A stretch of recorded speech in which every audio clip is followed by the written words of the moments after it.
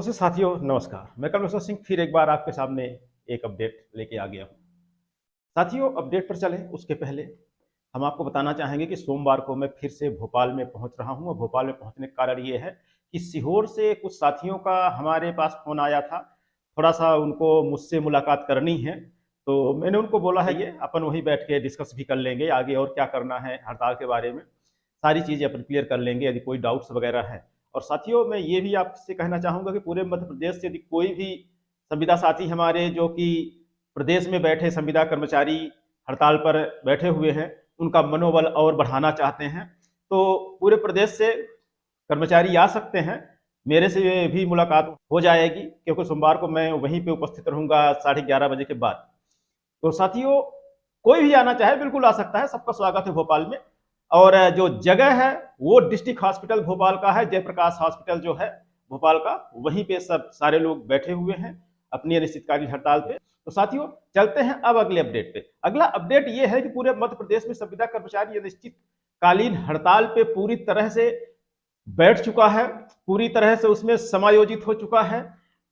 जो रुझान अब आ रहे हैं पूरे कर्मचारियों के हड़ताल पे चले जाने के बाद, एनएचएम का कर्मचारी जो पूरा हड़ताल पे हो गया है, तो अब जो व्यवस्थाएं हैं वो पूरी तरह से चरमरा चुकी हैं। इसमें कोई दो राय नहीं है क्योंकि कुछ प्रमाण हम आपको दिखाने जा रहे हैं, उनको आप देखिए।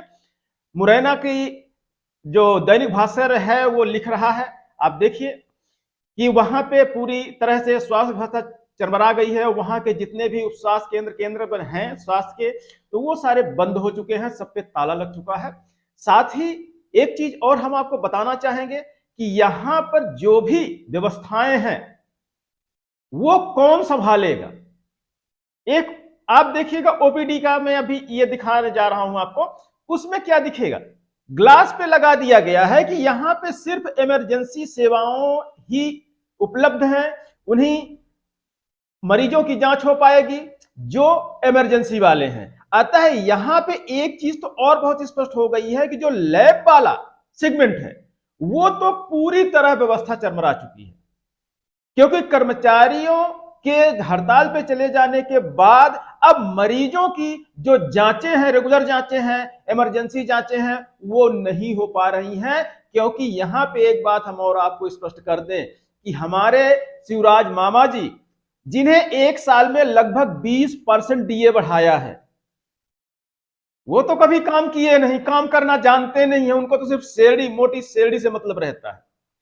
और जबरदस्ती काम किससे करवाते हैं, धमकी दे दे के हमारे संविदा कर्मचारियों से कि तुम काम करो, तुम ड्यूटी करो, नहीं तुम्हारे खिलाफ हम कुछ ना कुछ साहब से लिखवा देंगे और तुम्हारी नौकरी चली जाएगी। और बेचारा संविदा कर्मचारी डर के मारे कि उसकी नौकरी ना चली जाए, वो काम करता रहता है। और रेगुलर जो नियमित कर्मचारी हैं, मैंने अपने आंखों से देखा है, मैं कोई हवा में बात नहीं कर रहा, मैंने अपने आंखों से देखा है कि रेगुलर कर्मचारी किस तरह से काम करते हैं और संविदा कर्मचारियों से किस तरह डरा के काम लिया जाता है। ये मेरी आंखों देखी है, मैंने कई हॉस्पिटल विजिट किया है। तो साथियों अब जो नियमित कर्मचारी के कंधे पर जब भार पड़ रहा है, अभी तक बहुत मजा आ रहा था जब तक संविदा कर्मचारी को धमकी दे के काम करवा रहे थे, अब भार पड़ रहा है तो मेन गेट पर ही चस्पा कर दिया जाता है कि यहां इमरजेंसी सेवाएं ही दी जा सकती हैं, इमरजेंसी जांचें ही हो सकती हैं, सभी मरीजों की जांचें नहीं हो पाएंगी।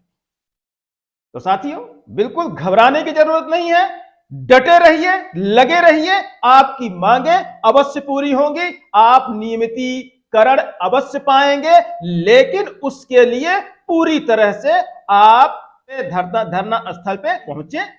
और यदि कहीं कोई डाउट्स होता है तो आप मुझसे बात कर सकते हैं, उसमें कोई दो राय नहीं है। मैं अपना नंबर ये दे रहा हूं, आप उस पर कॉल करके एनी टाइम आप कॉल करिए।